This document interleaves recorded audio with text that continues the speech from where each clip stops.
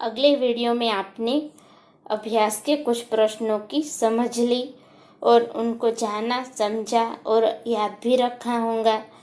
अब हम अभ्यास के अगले प्रश्नोत्तर की ओर आगे बढ़ते हैं। तो आइए अब हम अभ्यास के अगले प्रश्न यानी कि चौथे प्रश्न को जानते हैं। चौथा प्रश्न है, कोई बहुत धीरे चलता है। कोई बहुत धीरे चलता है तो लोग कहते हैं यह कछुए की चाल चल रहा है। अब तुम बताओ कि तेज चाल चलने वाले को क्या कहेंगे। तो बाल दोस्तों, कछुआ जो है वो भी बहुत धीरे धीरे चलता है। तो कोई लोग ऐसे होते हैं जो धीरे चलने वाले को ऐसा कहते हैं कि यह कछुए की चाल चल रहा है। तो तेज चलने वाले को क्या कहेंगे। तो तेज चलने वाले को या तो हिरन कहेंगे, या तो खरगोश कहेंगे, या तो एक्सप्रेस कहेंगे हम। तो आइए हम कुछ ऐसा बोलते हैं जैसे इसकी विरुद्ध में आए। जैसे तेज चलने वाले को कहते हैं कि यह तो हिरन की तरह उछल उछल कर चल रहा है, या फिर यह तो खरगोश की तरह ऐसे दौड़ता हुआ जा रहा है, या फिर ऐसे भी हम कह सकते हैं कि यह तो एक्सप्रेस की तरह शुरू हो गया है, कहीं रुकने का नाम ही नहीं लेता। तो ये सारे हम तेज चलने वाले के लिए कह सकते हैं। तो बाल दोस्तों, आपके मन में भी कोई ऐसे तेज चलने वाले के लिए कुछ याद आए कि इसे हम ऐसा कह सकते हैं, तो आप अपने होमवर्क में लिख सकते हैं। अब आगे का प्रश्न देखते हैं। चिड़ियाघर में जाकर क्या क्या करना नहीं चाहिए। चिड़ियाघर में जाकर क्या क्या नहीं करना चाहिए। तो बाल दोस्तों, हमने इकाई में ऐसे जाना कि जब लोग बंदर को ऐसे मूंगफली और केला खिला रहे थे, तो दादाजी ने गीता को कहा कि देखो यहाँ पे लिखा है कि चिड़ियाघर के जानवर को कुछ खाना देना मना है। तो बाल दोस्तों, तो यहाँ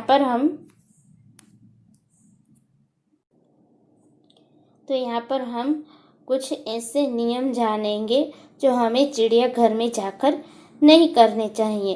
तो बाल दोस्तों, मैं ये सब बोलूँगी कि हमें चिड़ियाघर में जाकर क्या नहीं करना चाहिए, तो आप सब ध्यान से सुनना और अपनी बुक में लिखना। तो पहले तो हमें चिड़ियाघर में जाकर जोर जोर से बोलना नहीं चाहिए, कोई शोर शराबा नहीं करना चाहिए। फिर चिड़ियाघर के जो जानवर होते हैं, प्राणी होते हैं, उन्हें खाने के लिए कुछ देना नहीं चाहिए। फिर चिड़ियाघर के जो जानवर होते हैं उन्हें हमें छेड़ना नहीं चाहिए। फिर चिड़ियाघर के जो जानवर होते हैं उन्हें हमें मारना नहीं चाहिए, या फिर उनके साथ हमें उनके सामने अपने हाथ लंबे नहीं करने चाहिए, वरना वो हमें नुकसान पहुंचा सकते हैं। फिर चिड़ियाघर में धूम्रपान नहीं करना चाहिए। उसके बाद चिड़ियाघर में कहीं कचरा नहीं फैलाना चाहिए। फिर चिड़ियाघर में हमें किसी को नुकसान पहुंचे ऐसा कुछ काम नहीं करना चाहिए। और चिड़ियाघर के जो जानवर होते हैं उन्हें तो हमें नुकसान कुछ पहुंचाना ही नहीं चाहिए। तो ये सब हमें चिड़ियाघर में जाकर नहीं करना चाहिए। तो बाल दोस्तों, आप सब भी यह ध्यान रखना और कभी भी चिड़ियाघर में जाए सैर करने के लिए या घूमने के लिए, तो आप सब भी ये सब याद रखना और चिड़ियाघर में अच्छे से घूमना।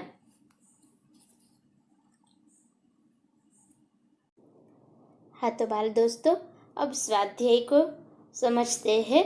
तो आइए स्वाध्याय का पहला प्रश्न देखते हैं। प्रश्नों के उत्तर दीजिए। तो बाल दोस्तों, यहाँ पे ये जो प्रश्न है इसके हमें उत्तर देने हैं। तो आइए अब हम इन प्रश्नों को जानते हैं। पहला प्रश्न है, चिड़ियाघर की सैर के लिए कौन कौन आए थे। चिड़ियाघर की सैर के लिए कौन कौन आए थे। तो इसका उत्तर है चिड़ियाघर की सैर के लिए गीता और दादाजी आए थे। चिड़ियाघर की सैर के लिए गीता और दादाजी आए थे। दूसरा प्रश्न है, बंदर को लोग क्यों खिला रहे थे? बंदर को लोग क्यों खिला रहे थे? तो इसका उत्तर है, बंदर को लोग मूंगफली और केला खिला रहे थे। बंदर को लोग मूंगफली और केला खिला रहे थे।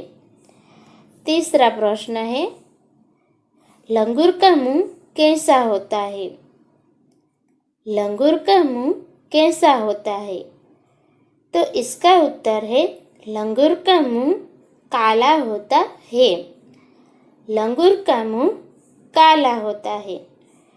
चौथा प्रश्न है, तालाब में क्या था? तालाब में क्या था? तो बाल दोस्तों, तालाब में रंग बिरंगी मछलियाँ थी, बत्तखें तैर रही थी और मगरमच्छ थे। तालाब में रंग बिरंगी मछलियाँ थी, बत्तख तैर रही थी और मगरमच्छ थे। पांचवा प्रश्न है, गीता ने किसे पत्थर बताया? गीता ने किसे पत्थर बताया? तो इसका उत्तर है, गीता ने कछुए को पत्थर बताया। गीता ने कछुए को पत्थर बताया। उसके बाद छठा प्रश्न है, कछुए का रक्षक क्या है? कछुए का रक्षक क्या है?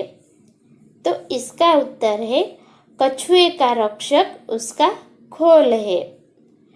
कछुए का रक्षक उसका खोल है। सातवां प्रश्न, विदेशी पक्षी का नाम क्या था? विदेशी पक्षी का नाम क्या था? तो इसका उत्तर है, विदेशी पक्षी का नाम कातुआ था। विदेशी पक्षी का नाम कातुआ था।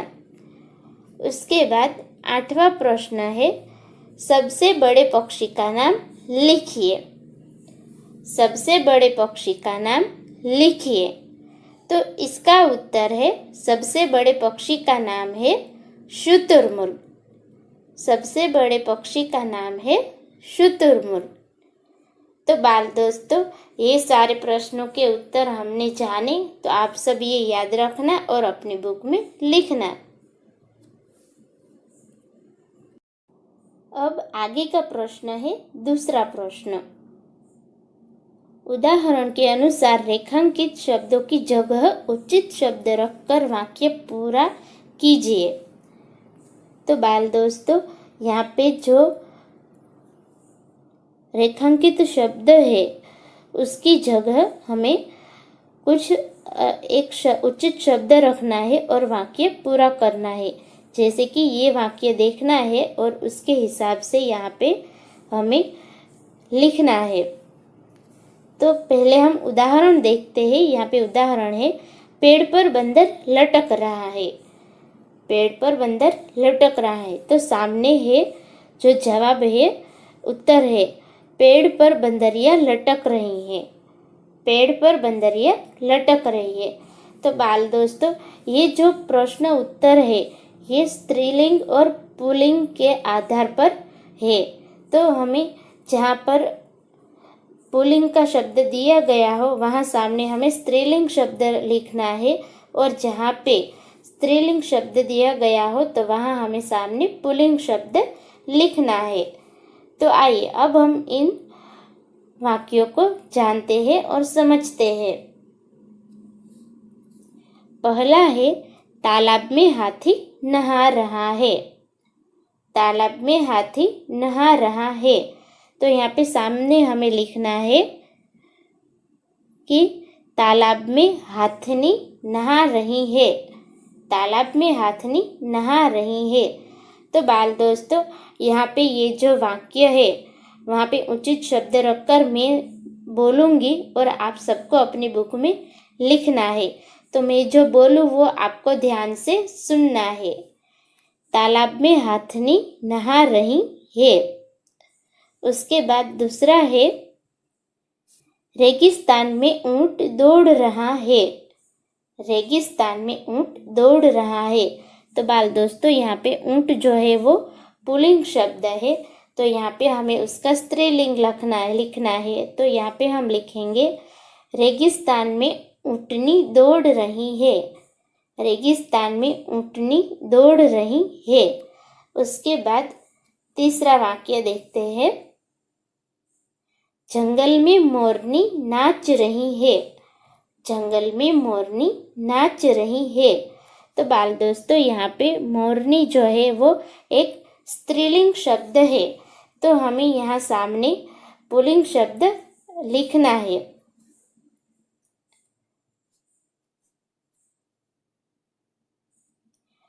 जंगल में मोर नाच रहा है। जंगल में मोर नाच रहा है। अब हम चौथा वाक्य देखते हैं, पिंजरे में शेर दहाड़ रहा है।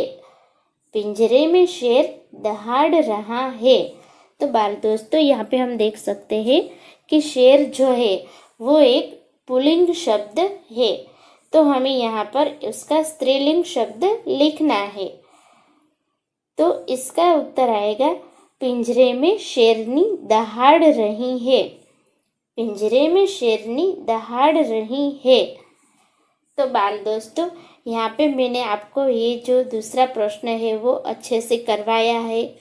उसके पुल्लिंग और स्त्रीलिंग शब्द भी मैंने आपको समझाए हैं। तो आपको ये सब याद रखने हैं और आप इस तरह दूसरे वाक्य बनाकर दूसरे प्राणियों के नाम लेकर आप यहाँ पे पुल्लिंग और स्त्रीलिंग शब्द वाले दूसरे वाक्य बना सकते हैं।